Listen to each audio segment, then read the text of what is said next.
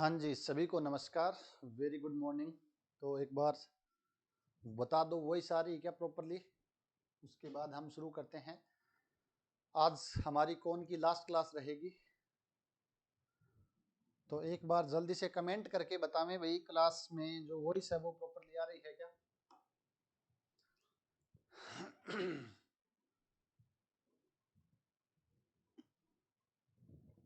अजय सहारण प्रणाम भी प्रणाम। आवाज आ रही है सर जी? ठीक है भी, चलो बढ़िया है, आप तक आवाज पहुंच रही है। तो अब मुझे एक बार ये बता दो कि लास्ट क्लास में हम आपको किसी प्रकार का कोई डाउट हो किसी क्वेश्चन में या किसी कंसेप्ट में, वैसे आप कौन में बता सकते, पूरे कौन में, क्लास फर्स्ट सेकंड थर्ड 3 क्लासें आपकी कौन की हो चुकी हैं, तो उनमें किसी भी प्रकार का कोई डाउट हो तो आप बोल सकते हो। Very good morning Sushma ji, very good morning. तो एक बार कोई डाउट है तो बोलो, नहीं डाउट है तो एक बार हमें वापस थोड़ा सा देख लेते हैं क्या क्या टॉपिक पढ़ लिया और क्या क्या टॉपिक हमारे पास अभी बचा है। तो चलो कोई डाउट नहीं है आप सभी साथियों, बहुत ही अच्छी बात है, इसका मतलब आप बहुत ही अच्छे से पढ़ रहे हो, पूरा ध्यान लगा करके चीजों को देख रहे हो, तो डाउट आएगा ही नहीं। चलो तो भाई देखते हैं एक बार वापस, सभी बोर्ड के ऊपर आ जाओ, इधर उधर के काम छोड़ करके शंकु पढ़ रहे हैं। सबसे पहले हमने शंकु में परिभाषा पढ़ी थी, आप सभी जानते हो शंकु की परिभाषा क्या है। एक ऐसी चर रेखा का बिंदु पथ है जो एक निश्चित बिंदु से गुजरती है तथा दिए गए कर्व को कट करती है या सरफेस को टच करती है। जो कर्व या सरफेस है वो गाइडिंग कर्व या गाइडिंग सरफेस कहलाता है। जो फिक्स पॉइंट है वो शीर्ष कहलाता है, और जो आपके पास रेखा है चर रेखा उसको हम जनरेटर बोलते हैं। तो ये परिभाषा आपको पता रहनी चाहिए। परिभाषा के बाद हमने देखा था शंकु का समीकरण जिसके शीर्ष व निर्देशी वक्र दिए गए हो, तो ये हमने शॉर्टकट मेथड भी देखा था, उससे हम बहुत ही आसानी से ये कर सकते हैं। शंकु का समीकरण जिसका शीर्ष मूल बिंदु हो, तो एक्स वाई जेड में समघात द्विघात समीकरण है, वो हमेशा ही क्या करती है, एक मूल बिंदु से गुजरने वाले मूल बिंदु शीर्ष वाले शंकु के समीकरण को प्रदर्शित करती है। इफ एंड ओनली था, ये भी हमने अच्छे से देख लिया था। नेक्स्ट आपके पास व्यापक द्विघात समीकरण द्वारा एक शंकु को प्रदर्शित करने का प्रतिबंध क्या था कि X Y Z U V W और डी, तो आपके पास 4x4 क्रॉस की एक मैट्रिक्स थी, अगर उसका डिटर्मिनेंट 0 के बराबर आ जाता है तो हम बोल देंगे कि वो आपके पास जो शंकु है वो एक जो द्विघात समीकरण है वो शंकु को प्रदर्शित करेगी, या इसका हमने एक अल्टरनेट मेथड भी देखा था। नेक्स्ट है शंकु पर स्पर्श रेखा एवं स्पर्श समतल, यानी कोई रेखा शंकु पर स्पर्श रेखा कब होगी, क्या कंडीशन है, वो कंडीशन देखी थी। और उसके बाद हमने स्पर्श समतल क्या होता है, उसकी समीकरण क्या होती है, और कंडीशन ऑफ टेंजेंसी की बात भी हमने उसके साथ ही की थी। लास्ट क्लास की हम बात करें, उसके अंदर हमने व्यतक्रम शंकु यानी कि रेसिप्रोकल कोण क्या होता है उसके बारे में पढ़ा था, उसकी समीकरण देखी थी। और उसके बाद एक शंकु को एक समतल द्वारा काटने पर प्राप्त दो रेखाओं के मध्य कोण, यानी कोई शंकु है और एक ऐसा समतल है जो उसके शीर्ष से गुजरता है, तो अगर वो शंकु को काटता है तो हमें दो रेखाएं, या मैं बोलूं दो जनक रेखाएं मिलेंगी, उनकी समीकरण क्या होती है और उनके मध्य कोण क्या होता है या कैसे निकालते हैं, वो सारा प्रोसेस हमने लास्ट क्लास में समझ लिया था। नेक्स्ट 3 परस्पर समकोणिक जनक रेखाओं का प्रतिबंध हमने लास्ट क्लास में देख लिया था, बट हमें इसका डेरिवेशन करना है, तो आप सभी को ध्यान में होगा प्रतिबंध a plus B plus C बराबर 0, और 3 परस्पर समकोणिक स्पर्श समतलों का स्पर्श समतल है तो capital A capital B plus capital C बराबर 0। डायरेक्ट क्वेश्चन यहां से पूछे गए हैं और वो आपको ध्यान में रखने हैं। ये प्रतिबंध आपको ध्यान है तो डायरेक्ट यहां से क्वेश्चन पूछे गए हैं। उसके बाद हम पढ़ेंगे लंबवर्तीय शंकु क्या होता है और अनवलोक शंकु क्या होता है।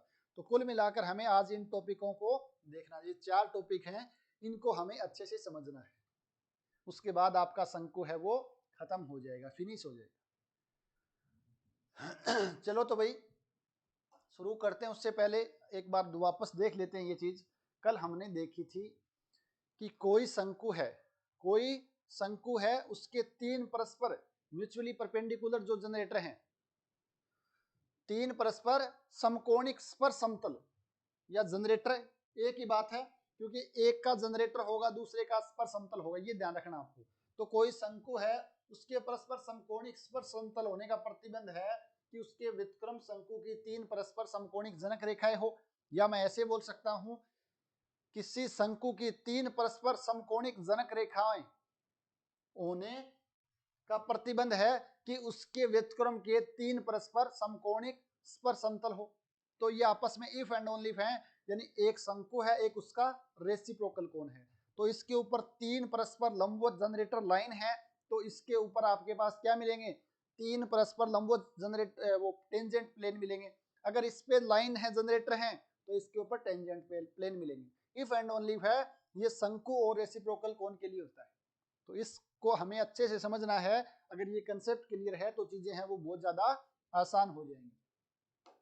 चलो तो भी देखते हैं, अब इसको थोड़ा सा हम प्रूफ कर लेते हैं। 3 परस्पर समकोणिक जनक रेखाओं का प्रतिबंध क्या होता है, condition for 3 mutually perpendicular generator. तो माना शंकु का समीकरण, माना शंकु का जो समीकरण है आपका,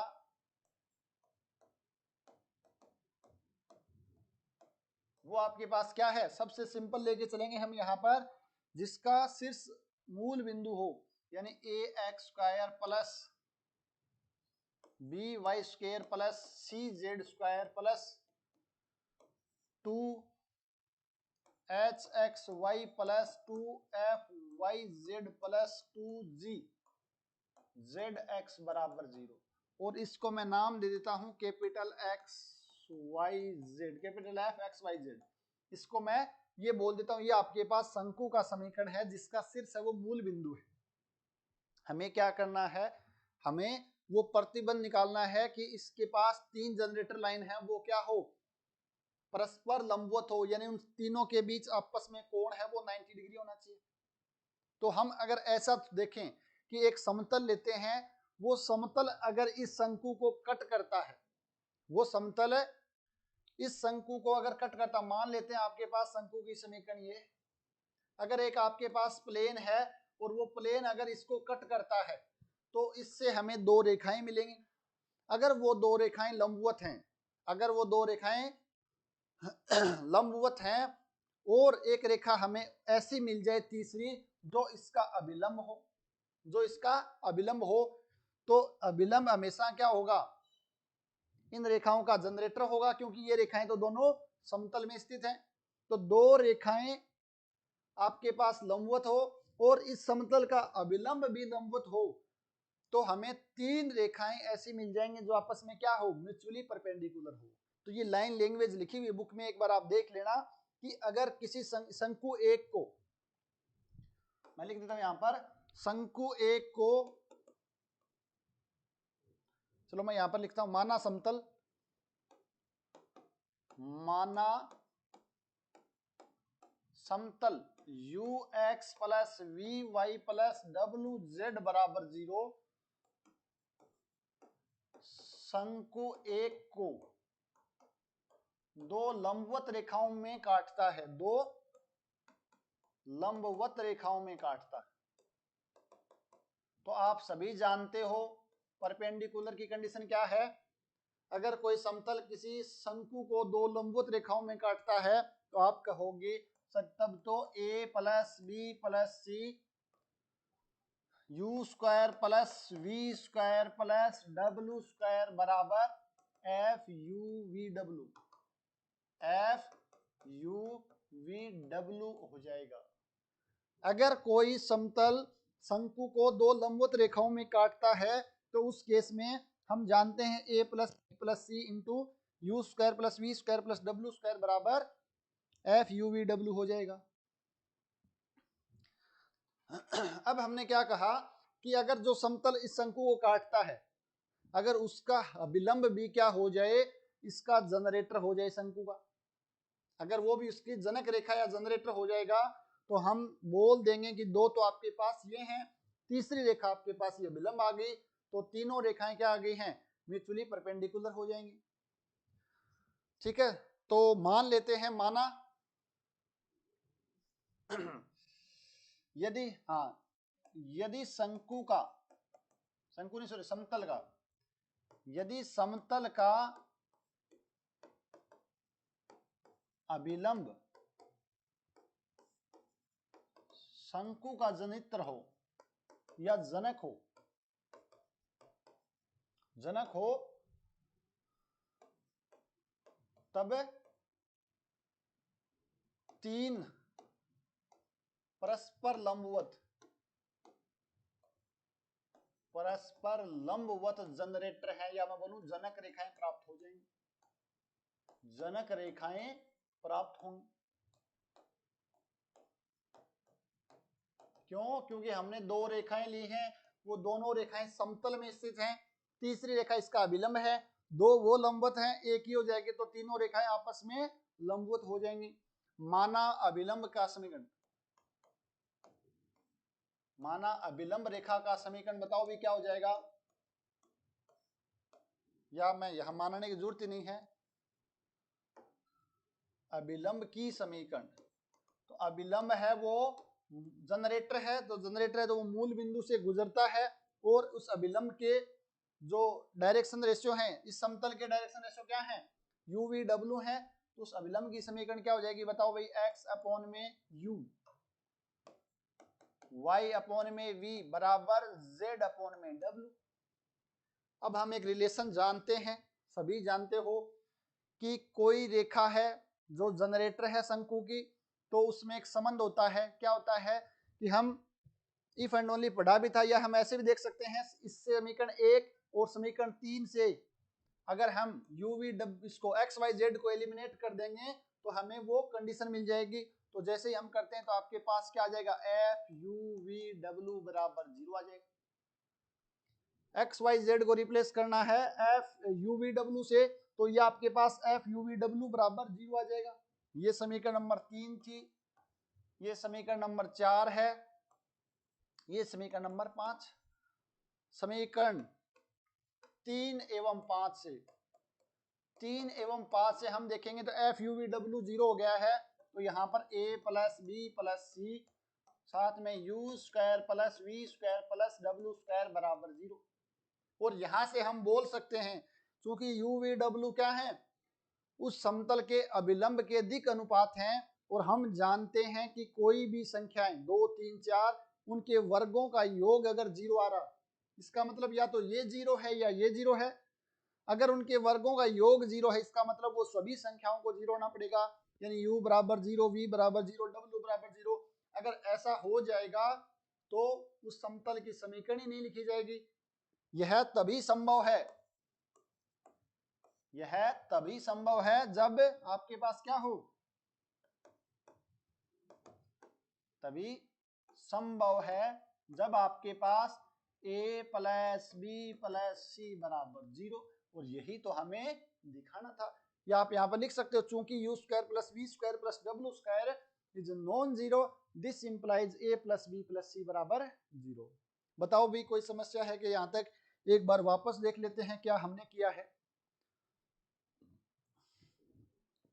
सबसे पहले देखो हमें क्या निकालना था, हमें कोई शंकु गिवन है जिसका वर्टेक्स मूल बिंदु है। अब हमें क्या करना है, इस पे 3 समकोणिक जनक रेखाओं का प्रतिबंध निकालना है कि 3 परपेंडिकुलर जनरेटर हैं, अगर हैं तो वो कब पॉसिबल होंगे। तो इसमें बोल रहा है ये कि आपके पास कोई समतल शंकु को काटता है, अगर वो 2 लंब रेखाओं में काट देता है और उसका अभिलंब भी अगर क्या बन जाए, जनरेटर बन जाए, तो 3 उसके परस्पर म्यूचुअली परपेंडिकुलर जनरेटर हो जाएंगे। तो पहले तो हमने माना कोई समतल है, ये इसको क्या करता है, लंब रेखाओं में काटता है, तो हमें ये कंडीशन मिल जाएगी। फिर इसका अभिलंब अगर जनरेटर है तो अभिलंब की समीकरण ये है, और उससे हमें ये रिलेशन आ जाएगा। अब समीकरण 3 और 5 से हमें क्या करना है, इसको सिंप्लीफाई करके देखा, तो यानी कि a plus B plus C बराबर 0, और इसको आपको याद ऐसे रखना है, एक्स स्क्वायर का गुणांक प्लस वाई स्क्वायर का गुणांक प्लस जेड स्क्वायर का गुणांक, इन सभी का सम है वो 0 के बराबर होगा। क्योंकि कई बार ए बी सी है वो कहीं और भी लिखा जा सकता है, तो आपको तो ये ध्यान रखना है, अगर किसी शंकु के पास 3 परस्पर म्यूचुअली परपेंडिकुलर जनरेटर हैं, तो उस केस में एक्स स्क्वायर का गुणांक, वाई स्क्वायर का गुणांक और जेड स्क्वायर का जो गुणांक है उनका सम है वो 0 के बराबर आएगा। तो ये आपको ध्यान रखना है, वेरी वेरी इंपॉर्टेंट है भाई। ये बताओ भाई, कल मैंने बताया था कैसे करेंगे।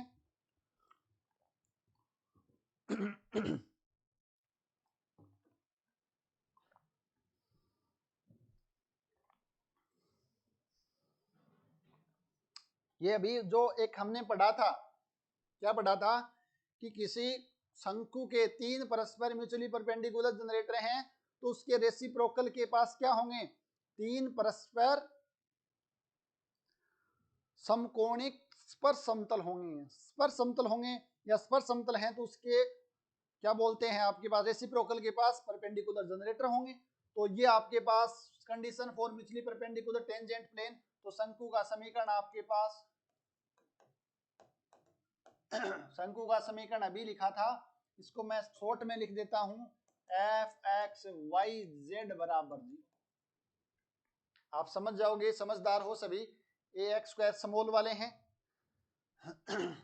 इसके रेसिप्रोकल कौन, यानी व्युत्क्रम शंकु का समीकरण, व्युत्क्रम शंकु का समीकरण, इसको मैं लिख देता हूं यहां पर F dash X Y Z. F dash का मतलब क्या है, यहां पर कैपिटल ए बी सी वाले आ जाएंगे। तो अब यहां से हम बोल सकते हैं शंकु, यहां से हम बोलना क्या है, आप सभी जानते हो कि शंकु एक पर 3 परस्पर समकोणिक स्पर्श समतल होने का मतलब क्या है, उसके रेसिप्रोकल कोण यानी उसके व्युत्क्रम शंकु के ऊपर 3 परस्पर समकोणिक जनक रेखाएं होंगी। तो यहां से मैं डायरेक्ट बोल सकता हूं, ये तभी पॉसिबल है जब a plus B plus C बराबर 0 हो। और इसको सिंप्लीफाई करेंगे, A B plus B C plus C A बराबर F square plus G square plus H square. तो ये आपको ध्यान रखना है भाई, इस बार भी पूछा गया था बट वो डिलीट हो गया था, कुछ जो नोटेशन थे वो उन्होंने अलग ले लिए थे। तो ये आपको थोड़ा सा ध्यान रखना है। ये कब है, जब आपके पास परस्पर परपेंडिकुलर स्पर्श समतल हो, स्पर्श समतल हो तब आपके पास कैपिटल वाले होंगे। और जब आपके पास, इसको भी साथ में ध्यान रखना है, और जब आपके पास परस्पर क्या हो, परपेंडिकुलर जनक रेखाएं, अगर जनक रेखाएं हैं तो उस केस में आपके पास क्या हो जाएंगे, X square plus Y square plus Z square का गुणांक 0 या small A plus small B plus small C बराबर 0। तो ये आपके पास प्रतिबंध है। इससे रिलेटेड कुछ इंपॉर्टेंट एग्जांपल्स जो एग्जाम में पूछे गए हैं। पहला क्वेश्चन क्या है आपके पास, देखो the condition so that cone ax square plus by square plus cz square plus 2fyz plus 2gzx plus 2hxy बराबर 0, ये कौन है, वो आपके पास है 3 म्यूचुअली परपेंडिकुलर जनरेटर। 3 परस्पर क्या रखता है, लंबवत जनक रखता है। जनक आते ही ध्यान में रखना, small A plus small B plus small C, X square का गुणांक प्लस वाई स्क्वायर का गुणांक प्लस जेड स्क्वायर का गुणांक, यानी कि ऑप्शन थर्ड है वो करेक्ट हो जाएगा। अब इसमें ज्यादा सोचने की आवश्यकता भी नहीं पड़नी चाहिए आपको। ये आपको डायरेक्ट है वो ध्यान में रहना चाहिए। वापस पूछा हुआ क्वेश्चन इस बार, परस्पर समकोणिक स्पर्श समतल होने का प्रतिबंध, ये भी आरपीएससी में पूछा गया है। तो यहां पर देखो क्या हो जाएगा आपके पास, गड़बड़ कहां पर थी, यहां पर यहां पर आपके पास स्पर्श समतल होने का, देखो यहां पर क्या आपके पास यू एक्स वी वाई और डब्ल्यू जेड है। एक सेकेंड रुकना, यहां पर हमने देखा था हाँ 2FYZ है ना, तो आपके पास ये होना चाहिए था। और यहां पर देखो आप क्या आएगी बताओ भाई, परस्पर समकोणिक स्पर्श समतल होने का प्रतिबंध कितना हो जाएगा, A B plus B C plus C A बराबर, ये क्वेश्चन डिलीट हुआ था, इस बार यही क्वेश्चन पूछा गया था, इस बार यही क्वेश्चन पूछा था और वो डिलीट हुआ था। यहां पर गड़बड़ क्या कर रखी, देखो यहां पर क्या आएगा 2ux नहीं आएगा, यहां पर आएगा आपके पास 2FGH 2FYZ plus 2GZX plus 2hxy बराबर 0। उसने इसकी जगह गलती से ये वाले लिख दिए थे, इसकी वजह से क्वेश्चन को डिलीट करना पड़ा था। तो इसीलिए क्वेश्चन डाला है ताकि आपके दिमाग में रहे भी क्या गलती थी इस क्वेश्चन में। अगर ये होता तब जाके आपके पास ये सही होता, अदरवाइज ये क्वेश्चन है वो डिलीट हो गया है। ऑप्शन फर्स्ट कौन बता रहे हैं भैया? मीनू शेखावत, कृष्णा शर्मा, अक्षय नागर। थोड़ा सा ध्यान से देखो ये क्वेश्चन डिलीट हुआ है, ठीक है ना। तो इसको थोड़ा सा आपको ध्यान में रखना है भाई, ये चीजें हैं वो हो जाएगा। तो ये आपके पास इस बार क्वेश्चन पूछा गया था। नेक्स्ट क्वेश्चन देखो भाई, ये आपके पास एक बार पूछा गया, अच्छा क्वेश्चन है बट आपको थोड़ा सा इसको दिमाग से लगा के क्वेश्चन करना पड़ेगा, ज्यादा कुछ करना है नहीं। यदि x बराबर y माइनस वाई बराबर z शंकु के 3 परस्पर लंबवत जनकों में से एक है, तब शंकु के किसी अन्य जनक की समीकरण क्या है? क्या बोला आपके पास? ये कोई शंकु है, yz plus 2zx minus 2xy बराबर 0।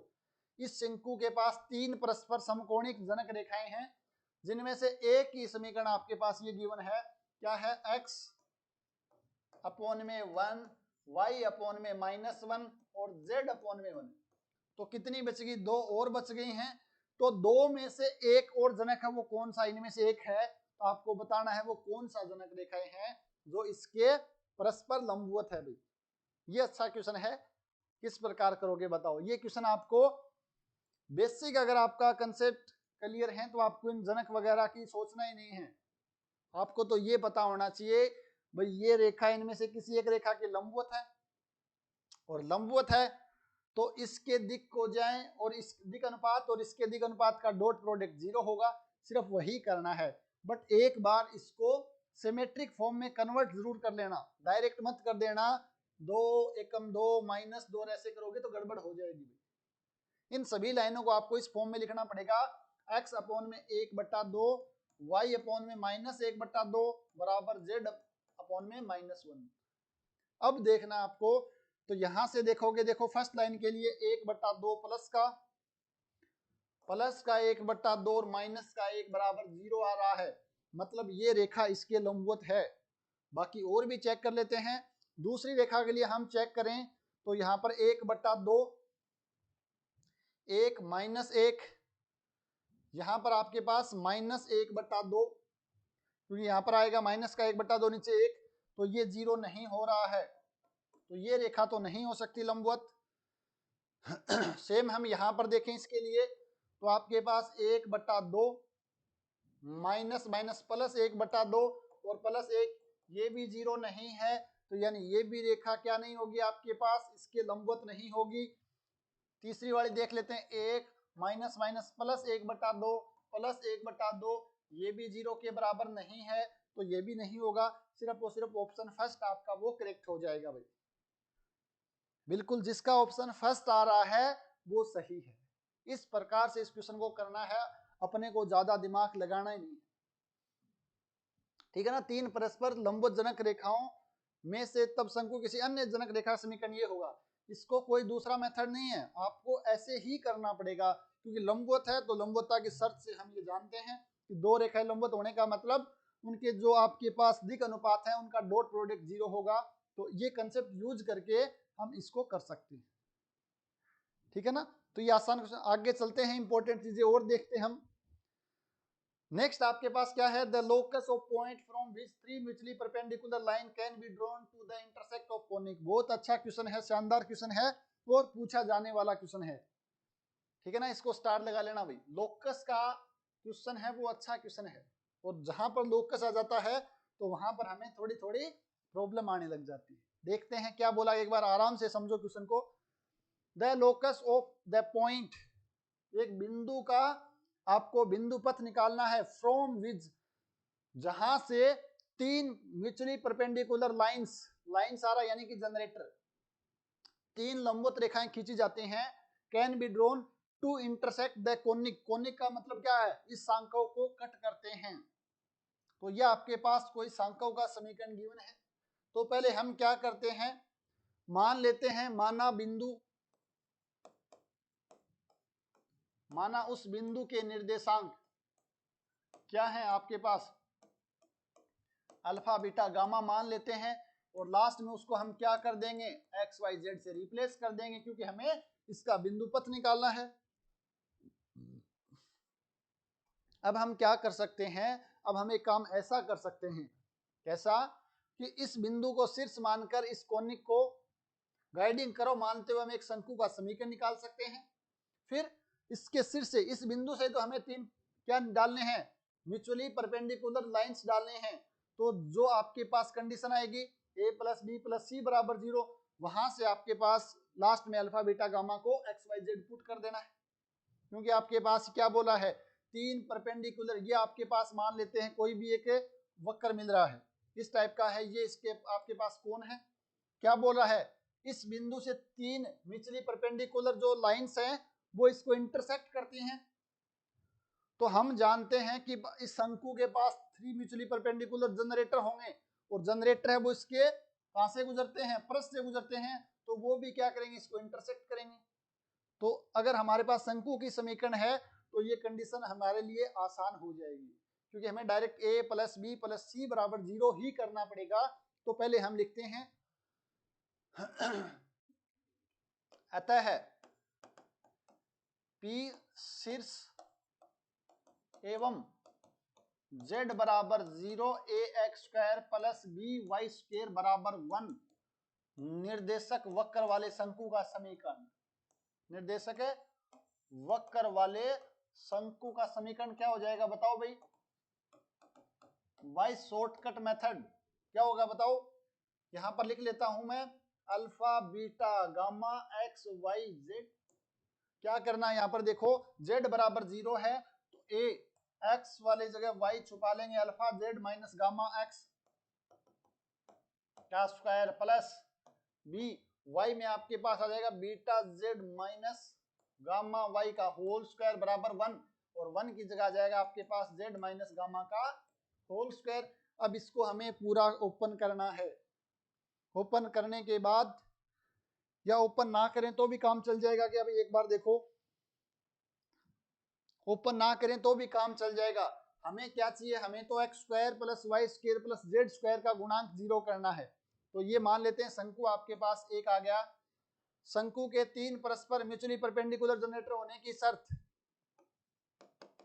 शंकु एक के परस्पर समकोणिक जनक रेखाएं के परस्पर तीन, यहां पर लिख लो समकोणिक जनक रेखाएं होने का प्रतिबंध क्या है भाई, होने का प्रतिबंध। अगर आप इसको सिंप्लीफाई करना चाहो तो कर सकते हो, अदरवाइज आप डायरेक्ट भी लिख सकते हो। देखो यहाँ पर ए बी सी हमें नहीं लिखना है, क्योंकि यहाँ पर एक बी सी तो अलग चीजें हैं, हमें तो एक्स स्क्वायर का गुणांक प्लस वाई स्क्वायर का गुणांक प्लस जेड स्क्वायर का गुणांक ध्यान में रखना है। तो यहाँ पर एक्स स्क्वायर का गुणांक देखो कितना आएगा, यहां से मिलेगा यहां से मिलेगा, वो आएगा ए गामा स्क्वायर, यहां से आपके पास वाई स्क्वायर का गुणांक प्लस बी गामा स्क्वायर, और यहां से आपके पास जेड स्क्वायर का गुणांक है वो कितना मिल जाएगा, देखो जेड स्क्वायर गुणांक यहां से मिलेगा ए अल्फा स्क्वायर, यहां से आपके पास बी बीटा स्क्वायर, और यहां से आपके पास जेड स्क्वायर गुणांक 1 मिलेगा बराबर 0, बराबर 0। अतः है बिंदु, आगे लिख देता हूं, यहां पर लिख देता हूं, चलो आगे लिख देते हैं भाई, अतः बिंदु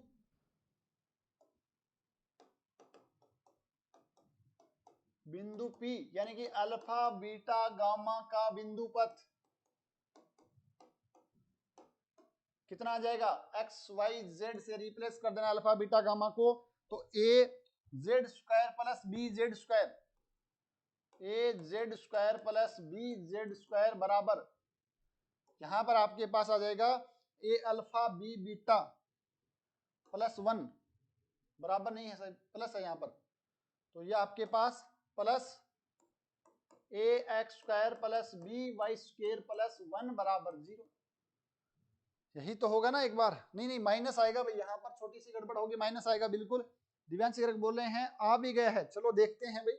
ये देखो यहाँ पर इस साइड है तो इस साइड आकर के माइनस का हो जाएगा, तो ये थोड़ा सा करेक्शन कर लेना भाई, यहाँ पर क्योंकि बराबर की साइन आएगा तो ये माइनस का होगा और ये माइनस का होगा, तो आपके पास ये वाला भी माइनस का हो जाएगा। और जैसे ही हम इसको करेंगे तो देखो आपके पास इसको उस साइड भेज देते हैं, तो A X square plus B Y square, चलो हम जेड स्क्वायर कॉमन ले लेते हैं, plus A plus B Z square बराबर 1।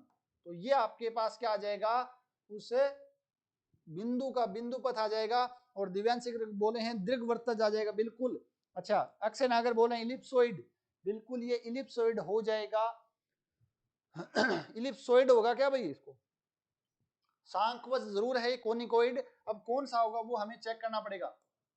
सांकवज यानी कि कोनिकोइड की समीकरण है। अब इसका नाम दीर्घवृत्तज है या वो तो हमें पढ़ना पड़ेगा, तब जाके आगे पता चलेगा। शायद दीर्घवृत्तज ही होता है क्योंकि बीच में सभी साइन है वो प्लस है। बट आपको ये ध्यान रखना A X square plus B Y square plus A plus B Z square बराबर हो। इसको ध्यान रखने से ज्यादा मैं आपको कहूंगा आपको ये कंसेप्ट पता होना चाहिए। एक बार सभी सामने देखिए भाई, क्या कंसेप्ट है, वो कंसेप्ट इंपॉर्टेंट है। इस कंसेप्ट पे क्वेश्चन है वो पूछे जा सकते हैं। एक बार वापस क्वेश्चन क्या बोला गया है, हमें एक ऐसे बिंदु का बिंदु पथ निकालना है, उससे कोई कोनिक दिया गया, कोई सांकव दिया गया है, इसके ऊपर हम अगर तीन परस्पर लंबवत रेखाएं खींचें तो वो उसको इंटरसेक्ट करती हैं, इसको इंटरसेक्ट करते हैं। तो हमारे दिमाग में ऐसा आना चाहिए कि अगर इस बिंदु को शीर्ष ले लें और इस सांकव को, इस कोनिक को हम अगर गाइडिंग करो ले लें, तो हमें एक शंकु की समीकरण मिल जाएगी। अगर उस शंकु पर तीन परस्पर लंब जनक रेखाएं खींचेंगे, वो इसको तो हमेशा कट करेंगे ही करेंगी। तो वहां से हमारे दिमाग में कंसेप्ट आ गया कि शीर्ष और गाइडिंग करो को मान करके हमने शंकु की समीकरण लिखी। फिर परस्पर तीन समकोणिक जनक रेखा होने का प्रतिबंध एक्स स्क्वायर का गुणांक प्लस वाई स्क्वायर का गुणांक प्लस जेड स्क्वायर का गुणांक बराबर 0 किया। जैसे ही हमने किया, इसको सोल्व नहीं करना है, डायरेक्ट हम लिख सकते हैं। फिर लास्ट में अल्फा बीटा गामा को एक्स वाई जेड से रिप्लेस कर दिया है, तो हमें जो रिक्वायर्ड पी बिंदु का बिंदु पथ है वो ये मिल जाएगा। आया समझ में? बताओ भाई, कंसेप्ट समझ में आ गया हो तो आप एक बार इस क्वेश्चन के बारे में क्या राय है आपकी? कर लोगे या बताना पड़ेगा?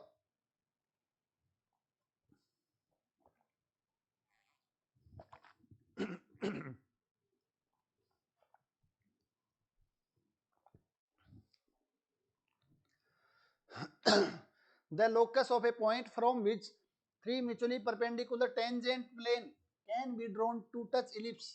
क्या करना है, वो बिंदु आपको लेना है, P आपके पास अल्फा बीटा गामा है। शंकु का समीकरण मैं लिख सकता हूं, जिसको जहां पर P आपके पास शीर्ष है, ये गाइडिंग करो है। शंकु का समीकरण अगर हमें लिखना है तो डायरेक्ट बताओ आप क्या लिख सकते हो। यहां से यहाँ पर लिख लेना alpha beta gamma X Y Z, क्या हो जाएगा बताओ शंकु का समीकरण। एक्स की जगह आपके पास आ जाएगा alpha Z minus gamma x, alpha Z minus gamma x का होल स्क्वायर अपॉन में ए स्क्वायर प्लस वाई की जगह आपके पास आ जाएगा beta Z minus gamma Y का होल स्क्वायर अपॉन में बी स्क्वायर बराबर 1। 1 की जगह कितना आएगा, जेड माइनस गामा का होल स्क्वायर। ये आपके पास शंकु का समीकरण आ गया। हमें पूछा है परपेंडिकुलर टेंजेंट प्लेन। अब हमें क्या करना पड़ेगा यहाँ पर, अब हमें यहाँ पर इसको सोल्व करना पड़ेगा, थोड़ा सा सोल्व करना पड़ेगा। क्यों? क्योंकि हमें capital A B A plus B plus C बराबर 0 करना है। Capital A plus B plus C बराबर 0 करना है, यानी A B plus B C plus C A बराबर F square plus G square plus H square का मान सी।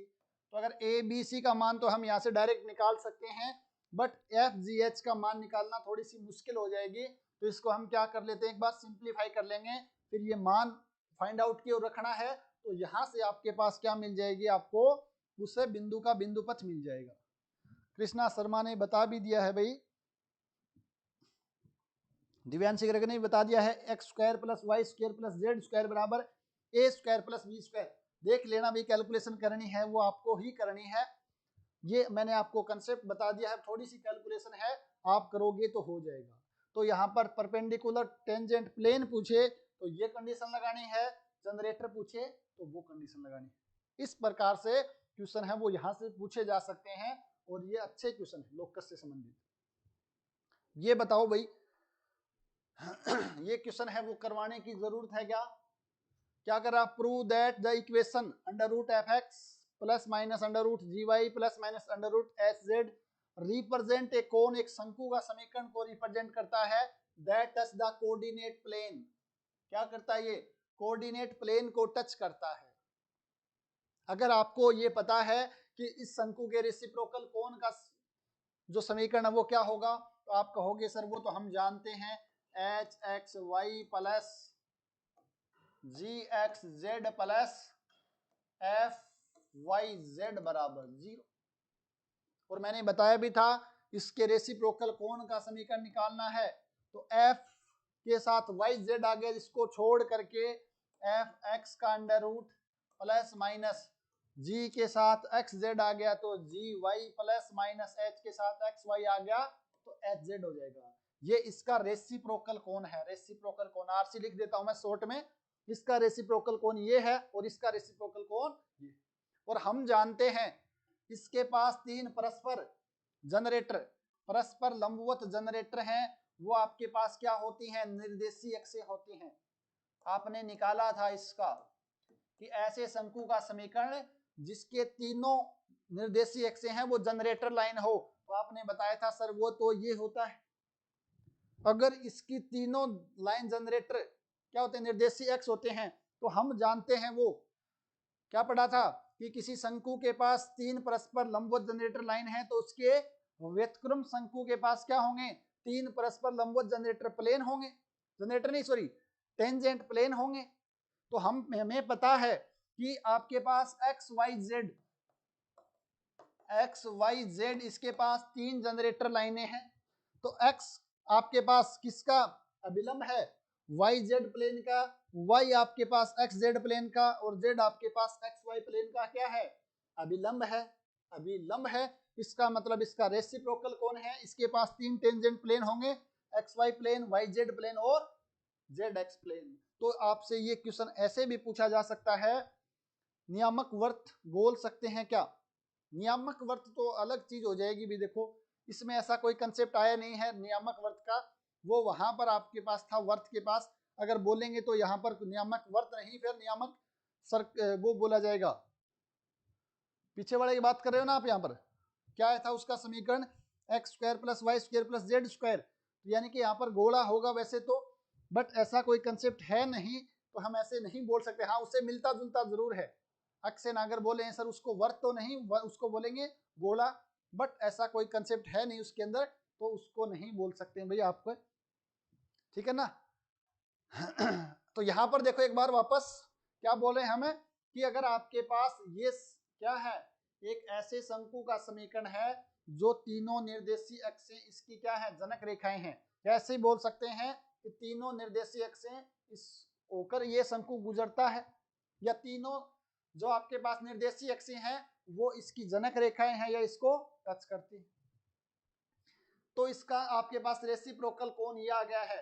तो आपसे अगर ये पूछा जाए कि ऐसे शंकु की समीकरण बताओ जिसके, या मैं बोलूं जो तीनों कोऑर्डिनेट प्लेन, तीनों निर्देशीय समतलों से होकर गुजरता है, तीनों निर्देशीय समतलों से होकर गुजरता है या उनको टच करता है, तो ऐसे शंकु का समीकरण पूछिए तो आपको ध्यान रखना, डायरेक्ट निकालना, डायरेक्ट ध्यान रखना है एफ एक्स का under root plus minus under root G Y plus minus under root H Z. जैसे ध्यान रखना इस शंकु का क्या होगा? वो रेसिप्रोकल कोण होगा।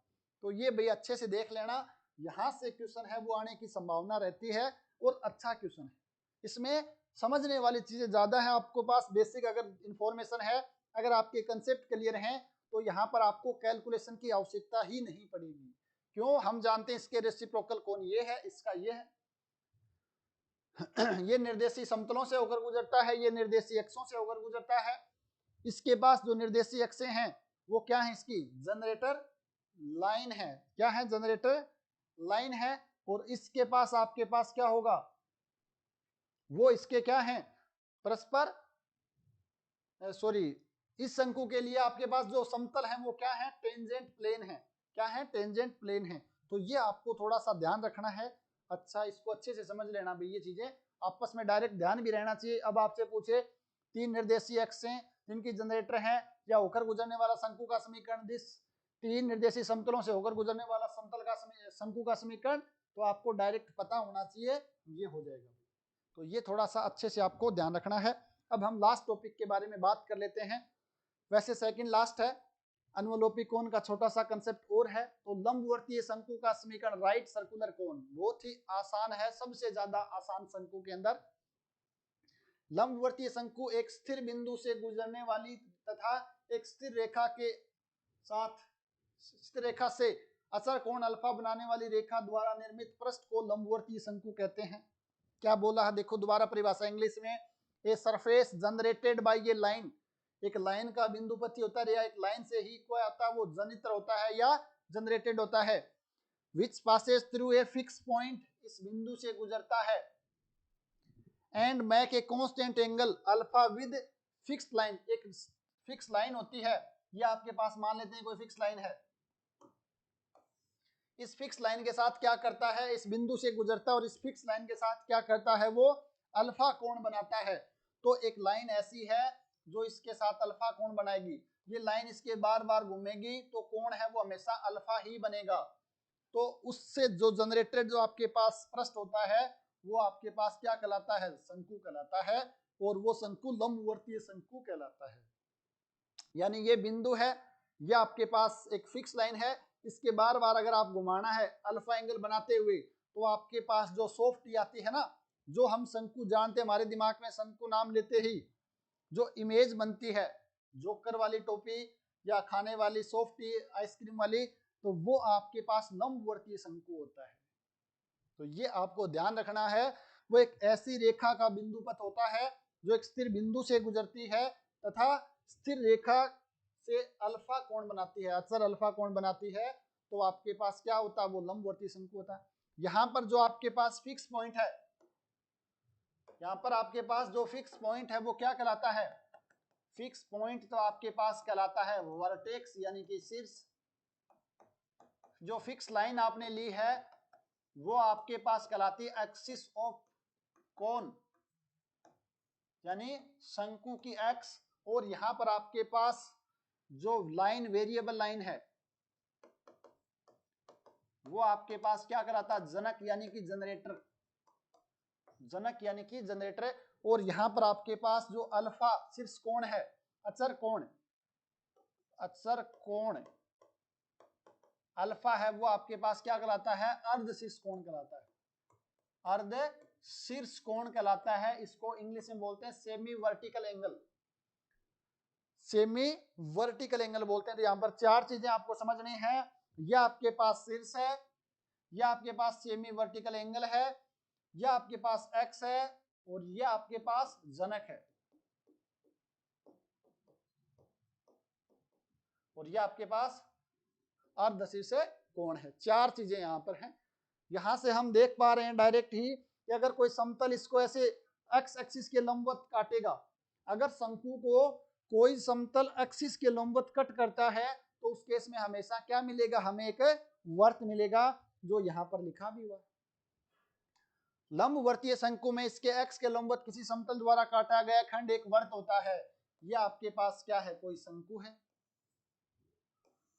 अगर यह आपके पास इसकी एक्स है तो यहां से अगर आपके पास कोई समतल इसको इस प्रकार कट करता है तो आपके पास जो मिलेगा वो एक वर्त मिलेगा। ये आपको ध्यान रखना, थ्योरेटिकल क्वेश्चन ऐसा पूछा जा सकता है कि कोई लंबवर्तीय शंकु है, उस शंकु को एक्स के लंबवत कोई समतल काटता है तो हमेशा एक वर्त का निर्माण होता है, हमेशा एक सर्कल का निर्माण होता है।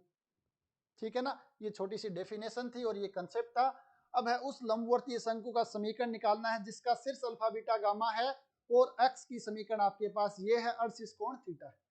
यानी लंबवर्तीय शंकु का समीकरण निकालना है तो हमारे पास तीन चीजें होनी चाहिए, एक्सिस की समीकरण होने चाहिए, वर्टेक्स यानी शीर्ष के निर्देशांक होने चाहिए, और तीसरी चीज आपके पास जो अर्धशीर्ष कोण है आपके पास सेमी वर्टिकल एंगल है, वो एंगल होना चाहिए।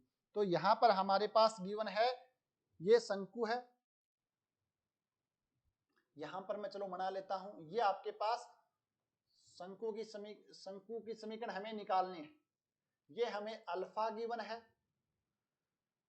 इसकी x है, ये वर्टेक्स आपके पास अल्फा बीटा गामा गिवन है, और इसकी जो दिक कोजाएं हैं वो एल एम एन है।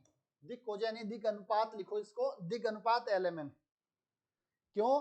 क्योंकि इस ये रेखा अल्फा बीटा गामा से गुजरती है और इसके पास आपके पास दिक अनुपात एल एम एन है, तो रेखा की समीकरण क्या हो जाएगी, x minus alpha upon L, y minus beta upon M, और z माइनस गामा अपॉन में m। तो ये ध्यान रखना है, आपको समीकरण न दे करके ऐसे भी बोल सकता है कि जो आपके पास शंकु की एक्सिस है या x है उसके दिक अनुपात एल एम एन है, तो आप वापस वहां से लिख सकते हो इस x की समीकरण, एक बिंदु है, एक डायरेक्शन है, तो 1 पॉइंट फॉर्म का यूज करके उस x की समीकरण आप लिख सकते हो। ठीक है। दूसरी चीज ध्यान रखना हमेशा कि एक्सिस है वो हमेशा वर्टेक्स से गुजरेगी, शंकु की जो x है वो हमेशा शीर्ष से गुजरती है, तो ये भी आपको थोड़ा सा ध्यान रखना। अब हमें क्या करना है, इस शंकु का समीकरण लिखना है।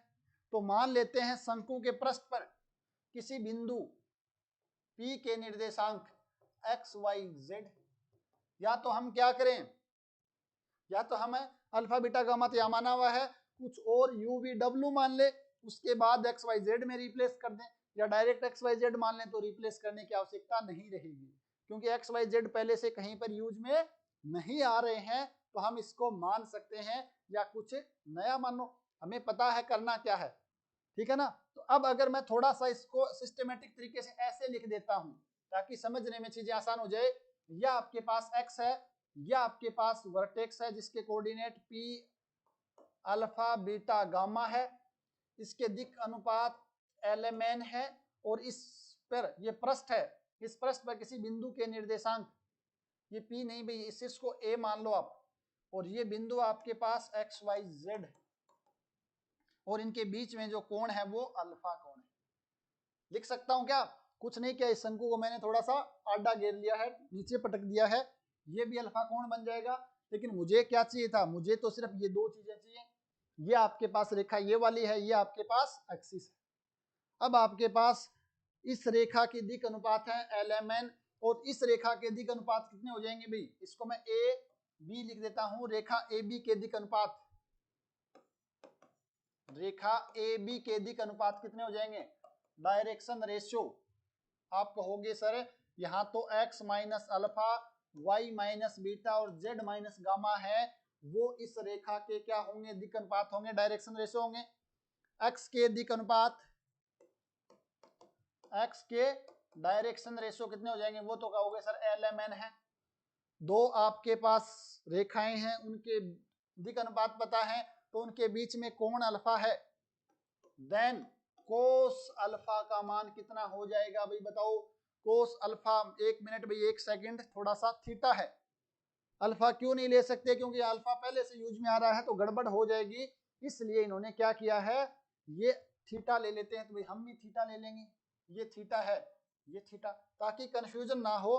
तो यहाँ पर कोस थीटा का मान आप सभी जानते हो भाई, दो रेखाओं के बीच में कोण a1 a2 plus b1 b2 plus c1 c2 upon में a1 square plus b1 square plus c1 का अंडर रूट प्लस में साथ dot a2 square plus b2 square plus c2 square का अंडर रूट, वो हमें फॉर्मूला अप्लाई करना है। तो हमने जैसे किया l time x minus alpha, m time y minus beta और n time z minus gamma, upon में कितना आ जाएगा बताओ भाई, यहाँ पर l square plus m square plus n square का अंडर रूट, और यहाँ पर आ जाएगा x माइनस अल्फा का स्क्वायर, y माइनस बीटा का square plus z minus gamma का होल स्क्वायर। फिर यहाँ पर एक नहीं कर देना, ध्यान रखना है, क्योंकि ये दिक अनुपात है, दिक कोजाएं नहीं है। तो अब इनको सोल्व करना है, आपके पास थीटा का मान दिया होगा तो यहाँ पर कोई ना कोई न्यूमेरिकल वैल्यू आ जाएगी, इसको सिंप्लीफाई करेंगे, वर्ग वगैरह करेंगे, तो जो हमें शंकु की समीकरण चाहिए वो मिल जाएगी।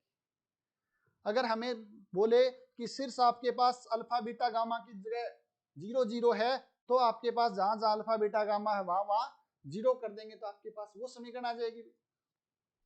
तो नेक्स्ट आपके पास क्या पूछा गया है, उस लंबवर्ती शंकु का समीकरण जिसका शीर्ष अल्फा बीटा गामा, ये तो हमने कर ही लिया है, तो इस पेज की हमें आवश्यकता नहीं है, ये हमने अभी कर दिया है, कोस थीटा बराबर दिस दिस दिस। ठीक है ना, दो बार लिखा गया ये वाला।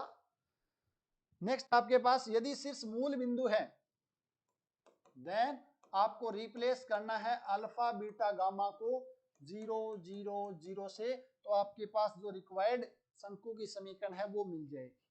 कर सकते हैं, कोई समस्या नहीं है। नेक्स्ट आपके पास यदि शीर्ष 0 0 है, शंकु की एक्स जेड एक्सिस है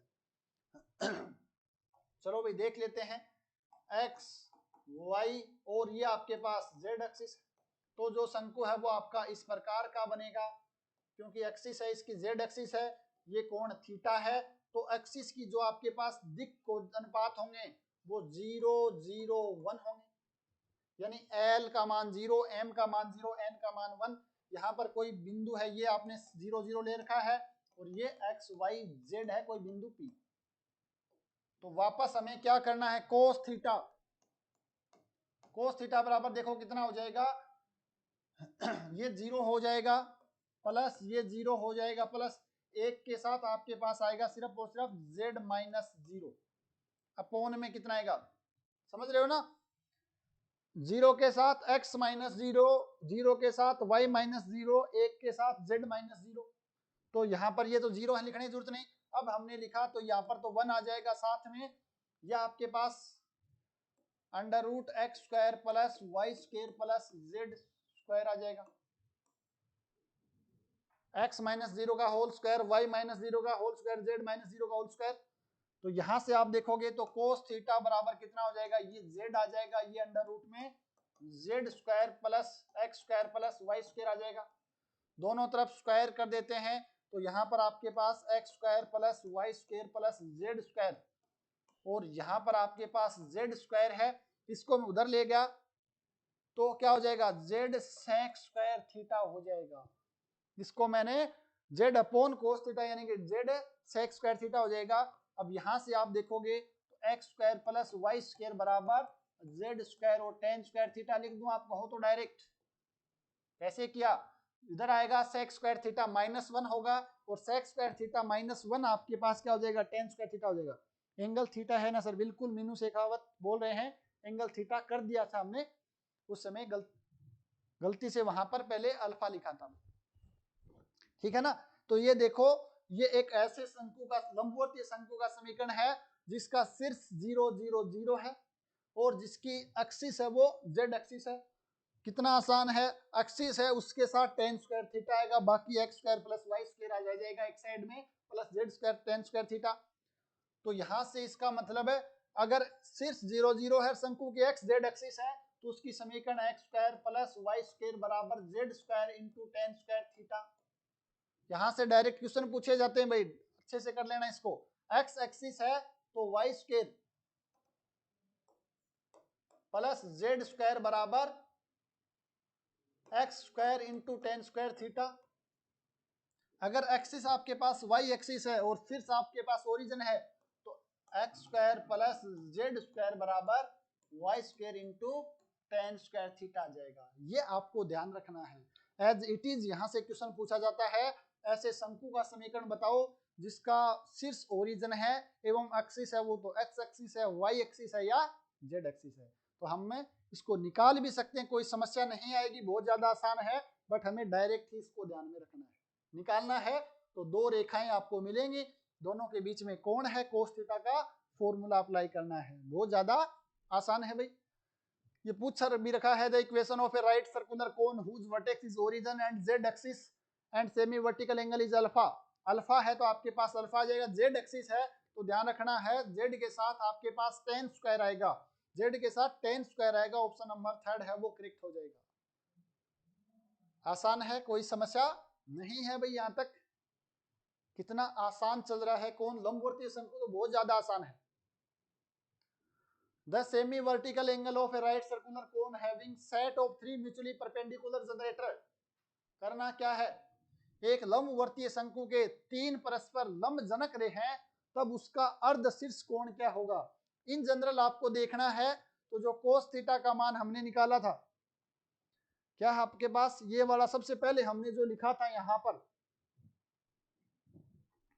इसको आपको थोड़ा सा क्या करना है, सिंप्लीफाई करना है। इसको सिंप्लीफाई करके X square plus Y square plus Z square का जो गुणांक आएगा उसको क्या करना है, 0 के बराबर रखना है, small a small b small c को ऐड करके 0 के बराबर रखेंगे तो आपके पास वो कंडीशन आ जाएगी, वहां से आपके पास कोण का मान भी आ जाएगा। ठीक है, बट हमारे पास ये हर शंकु के लिए सही होनी चाहिए, ये तो हर शंकु के लिए सही है। क्या बोला देखो, 3 semi vertical angle of right circular cone having set of 3 mutually perpendicular generator. तो हम मान लेते हैं एक ऐसा शंकु लंबवर्तीय शंकु जिसका शीर्ष मूल बिंदु है और जिसकी एक्सिस है वो जेड एक्सिस है, एक्स एक्सिस है, वाई एक्सिस, कोई भी मान लो, हम जेड एक्सिस वाली मान लेते हैं। तो शंकु का समीकरण है X square plus Y square minus tan square theta, और यहाँ पर आपके पास जेड स्क्वायर बराबर 0।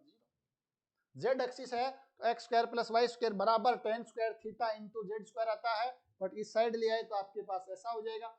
अब यहाँ से 3 परस्पर लंब जनक रेखाएं पूछा है, तो a plus B plus C बराबर 0, 1 plus 1 minus tan square theta बराबर 0। यहाँ से अगर हम कर सकते हैं तो tan स्क्वायर थीटा बराबर आपके पास 2 आ जाएगा उस साइड जाकर के, और tan थीटा का मान आपके पास √2 आ जाएगा, और यहाँ से थीटा का मान है वो tan इनवर्स √2 आ जाएगा, tan इनवर्स √2 आ जाएगा। तो ऑप्शन नंबर आपके पास थर्ड है वो करेक्ट हो जाएगा, तीसरा ऑप्शन है वो आपका सही हो जाएगा, tan इनवर्स √2 बिल्कुल सही है भाई, थर्ड ऑप्शन। अब आपको डायरेक्ट ध्यान रखने हैं भैया, ये आपको डायरेक्ट ध्यान रखना है। वैसे तो आप निकाल भी सकते हो बट डायरेक्ट भी ध्यान रखना चाहिए। अगर आपके पास कोई लंबवर्तीय शंकु है और उसके ऊपर एक लंब शंकु 3 परस्पर लंब जनक रेखाएं हैं, तो उनका जो अर्धशीर्ष कोण है वो tan इनवर्स √2 होगा, tan इनवर्स √2 होगा। ये आपको थोड़ा सा यहाँ पर ध्यान रखना है, ये क्वेश्चन है वो पूछा गया इस बार। The semi vertical angle of right circular cone having set of 3 mutually perpendicular plane, यहाँ पर प्लेन की बात कर रहा है, 3 म्यूचुअली परपेंडिकुलर प्लेन की बात कर रहा है, तो हम क्या लिखेंगे, पहले शंकु की समीकरण X square plus Y square minus Z square into tan square theta बराबर 0। सबसे सिंपल शंकु लिख लेते हैं हम, जैसे वहां पर अब सबसे सिंपल शंकु कौन सा लेते थे, जिसका वर्टेक्स ओरिजिन है, वो आसान रहता था कैलकुलेशन में, हम यहाँ पर ये ले सकते हैं। अब आपके पास परपेंडिकुलर प्लेन है तो capital A plus B plus C बराबर 0 है, यानी A B plus B C plus C A बराबर F square plus G square plus H square. तो ये तो आपके पास 0 हो जाएगा, क्यों, क्योंकि यहाँ पर एफ जी एच तो है ही नहीं, 0 है। ए बी, ए का मान 1, बी का मान 1 प्लस बी सी का मान आपके पास हो जाएगा माइनस का tan स्क्वायर थीटा, सी ए आपके पास वापस हो जाएगा माइनस का tan स्क्वायर थीटा बराबर 0। यहां से आ जाएगा 2 tan स्क्वायर थीटा बराबर 1, यहां से tan थीटा का मान आ जाएगा 1/√2। तो यहां से आपके पास थीटा का मान कितना आ जाएगा भाई, tan इनवर्स 1/√2 आ जाएगा, tan इनवर्स 1/√2 आ जाएगा। सही है क्या, एक बार चेक करो। 2 tan स्क्वायर थीटा भाग दे दिया tan थीटा बराबर 1/√2, थीटा बराबर tan इनवर्स 1/√2, बिल्कुल ऑप्शन नंबर 4 बता रहे हैं, एक्स नागर मीनू शेखावत।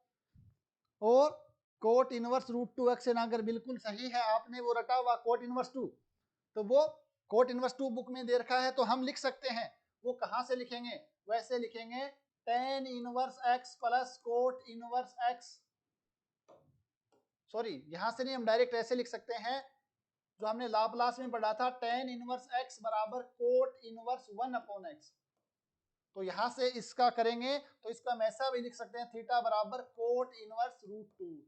बुक में यही दे रखा है और हम डायरेक्ट यही याद रखते हैं। अगर गलती से वो ऑप्शन नहीं हो तो ध्यान रखना है, इसका मतलब फोर्थ ऑप्शन भी हो जाएगा। ठीक है, दोनों आपको याद रहने चाहिए इस फॉर्मूले से, कि tan के पदों में भी हम कर सकते हैं, कोट के पदों में भी कर सकते हैं, साइन कोस के पदों में भी निकाल सकते हैं। ठीक है ना, तो कोट के पदों में ये हो जाएगा और tan के पदों में ये हो जाएगा। तो ये आसान क्वेश्चन पूछे गए आरपीएससी में भी। अनवलोपी कोण या स्पर्श शंकु, तो ये आपके पास लास्ट टॉपिक है, छोटा सा और आसान सा, और यहाँ से क्वेश्चन है वो पूछ भी लिया जाता है।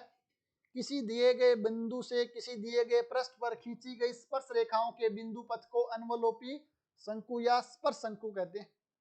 कोई बिंदु है या आपके पास यहाँ पर या तो कोनिकोइड मिलेगा या आपके पास गोला मिलेगा। इस बिंदु से हमें क्या खींचनी है, स्पर्श रेखाएं खींचनी है। तो जिस स्पर्श रेखाओं से आपके पास एक कोण बनेगा, उस कोण को हम क्या बोलते हैं, उस कोण को टेंजेंट कोण या इसको एनवेलोपी कोण बोलते हैं। और हमें दिख रहा है ये क्या बनेगा, स्थिर बिंदु है, यहाँ से गुजरने वाला एनवेलोपी कोण है। इसकी समीकरण की बात करें तो आपके पास एस एस वन बराबर टी स्क्वायर आपको ध्यान रखना है, जहां पर एस आपके पास गिवन वक्र है या सरफेस की समीकरण है। एस वन जो फिक्स बिंदु उसका निर्देशांक उसमें रखने से एस वन आ जाएगा, और टी मान आपको निकालना है, रिप्लेस करके एक्स स्क्वायर को X X one, Y square को Y Y one, Z square को जेड जेड वन, वो हम देखते हैं। तो सांकवज के अनवलोपी शंकु का समीकरण जिसका शीर्ष बिंदु x1 y1 z1 है, इस सांकवज का निकालना है। एस एस वन बराबर टी स्क्वायर, एस आपके पास क्या है यहाँ पर A X square plus B Y square plus C Z square, ये एस है, माइनस वन भी है, माइनस वन बराबर जीरो है ना, तो ये एस है। एस वन निकालना है तो आपके पास A X one square B Y one square plus C Z one का स्क्वायर माइनस वन। देखो एस आपके पास मैंने लिखा है यहां से, ये आपके पास A X square plus B Y square plus C Z square minus one बराबर जीरो। कुछ साथी क्या सोचते हैं कि ये पूरा का पूरा एस है, ये पूरा एस नहीं भाई, एस इस एक्सप्रेशन का नाम है, सिर्फ वाला ये वाला एक्सप्रेशन है ना, तभी तो हम लिखते हैं एस बराबर जीरो। एस ये तीन बराबर लगा देते हैं या कई बार इसको ऐसे लिख देते हैं, तो यानी एस वो सिर्फ ये एक्सप्रेशन है, तो ये एस लिखा, ये एस वन लिखा, और टी आपके पास कितना हो जाएगा बताओ भाई, टी आ जाएगा X A X X one plus B Y Y one plus C Z Z one minus one आ जाएगा। तो s इंटू एस वन बराबर टी स्क्वायर, तो इसको मान पुट करेंगे, टी का स्क्वायर करेंगे और सिंप्लीफाई करेंगे, तो आपके पास रिक्वायर्ड एनवेलोपी कोण की समीकरण है वो आ जाएगी। अगर यहाँ पर गोला है तो कोई समस्या नहीं, गोले के लिए लिख देंगे एस एस वन बराबर टी स्क्वायर, बस इतना सा ध्यान रखना, एस एस वन बराबर टी स्क्वायर, जहां पर एस आप जानते हो, एस वन आप जानते हो और टी स्क्वायर आप जानते हो। ये इंपॉर्टेंट क्वेश्चन है, कर लेना भाई। ये आपको दिखाना है कि line drawn from the origin so as to touch the sphere lie on the cone. ये इसने लैंग्वेज के रूप में क्वेश्चन पूछा है, बाय डेफिनेशन कि कोई बिंदु है ओरिजिन यानी मूल बिंदु से हमें क्या करना है, इस गोले पर क्या खींचने हैं, टच करना। टच करने का मतलब क्या है, आपके पास जो स्पर्श रेखाएं खींचनी है और उससे एक शंकु बनेगा, तो यही पूछ रहा है कि वो इस शंकु पर लाई करेंगे, यानी कि वो शंकु बनेगा। यानी आपको इसके लिए एस एस वन बराबर टी स्क्वायर निकालना है, और जो आपके पास बिंदु है वो 0 0 0 है। तो ये आपका होमवर्क है, सभी साथी इसको सोल्व करके भेजेंगे कि आपके पास ये मान कैसे आएगा। अच्छा है, थोड़ा सा सिंप्लीफाई करना है, थोड़ा सा सेट करना चीजों को, तो आप इस इक्वेशन तक पहुंच जाओगे। तो ये आपके पास एनवेलोपी कोण था और कोण का लास्ट टॉपिक था। तो बताओ भाई कोई समस्या यहाँ तक? अब किसी भी प्रकार की कोई समस्या हो किसी टॉपिक में, बहुत ही आसान टॉपिक है, ये हमने कर लिए आज। लंबवर्तीय शंकु, एनवेलोपी शंकु, तीन परस्पर समकोणिक स्पर्श समतलों का प्रतिबंध और तीन परस्पर समकोणिक जनक रेखाओं का प्रतिबंध। कितना आसान सा टॉपिक है, इनसे रिलेटेड अच्छे क्वेश्चन बनते हैं। जो भी क्वेश्चन थे अच्छे इंपॉर्टेंट, लोकस से संबंधित या कुछ और, लंबवर्तीय शंकु में कोण से रिलेटेड, सेमी वर्टिकल एंगल या एक्स देकर के, जितने भी स्टैंडर्ड क्वेश्चन थे और जितने भी इंपॉर्टेंट एग्जाम्पल मुझे लगे वो लगभग मैंने करवा दिए। अब आपकी जिम्मेदारी इतनी सी है कि इसके अलावा कुछ क्वेश्चन और भी बच गए हैं, क्योंकि सभी क्वेश्चन करवाना पॉसिबल नहीं है, और करवा भी देंगे तो उसमें आपका ही नुकसान है। अगर सब कुछ पका पकाया मिल जाएगा तो आप कभी भी नया नहीं सीख पाएंगे। जब तक आप उलझोगे नहीं, जब तक आप किसी चीज में डाउट नहीं आएगा, तब तक इसका मतलब आप कुछ नया नहीं सीख रहे हैं। नया सीखना है तो जो क्वेश्चन है उनको बार बार ट्राई करो, 2 बार ट्राई करो, नहीं हो रहा ग्रुप में भेजो, आपके साथी आपको सॉल्यूशन प्रोवाइड करवाएंगे। इसका मतलब फिर आपको लगेगा हाँ यार ये गलती है, और उस कंसेप्ट से सीखना है, ये नहीं उसका उत्तर है वो याद कर लिया। मैंने क्या कहा, बिल्कुल आपको क्वेश्चंस हैं वो याद करने हैं, बट याद करने का मतलब ये नहीं रटना है।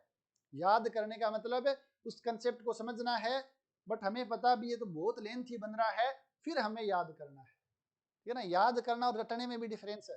मैं आपको रटने के लिए नहीं बोल रहा हूँ, मैं सिर्फ आपको याद करने के लिए बोल रहा हूँ। याद, हम फॉर्मूला भी याद करते हैं, साइन a प्लस बी का फॉर्मूला हम याद रखते हैं क्योंकि उसका डेरिवेशन अलग है, बट हमें याद रखना है। तो हमें सब चीजें हैं वो जो स्टैंडर्ड है उनको याद रखते हुए आगे बढ़ना है, ताकि एग्जाम के टाइम पर हमें पूरा पेपर है वो अच्छे से अटेम्प्ट कर पाएंगे। तो एक बार बताओ, शंकु में किसी प्रकार का कोई डाउट हो तो 4 क्लास शंकु को हो गई है, अब 3 क्लास में हम गोले को कंप्लीट कर लेंगे। गोला छोटा सा टॉपिक है, आपने सिलेबस देखा हो उसमें भी 2 या 3 टॉपिक डाले हुए थे। अनवलोपी, गोला नहीं सॉरी बेलन, बेलन की बात कर रहे हैं अपन, बेलन की समीकरण, फिर लंबवर्तीय बेलन आपके पास, और तीसरा आपके पास हो जाएगा, उसके बाद तीसरा टॉपिक कौन सा है, तीसरा आपके पास वो अनवलोपी सिलेंडर है। दिव्यांश ग्रेग no doubt, Meenu Shekhawat no doubt, Ajay sir no doubt, Krishna Sharma no doubt. बहुत ही अच्छी बात है भाई, ऐसे रेगुलर जुड़ो रहोगे तो डाउट है वो पास ही नहीं आएगा।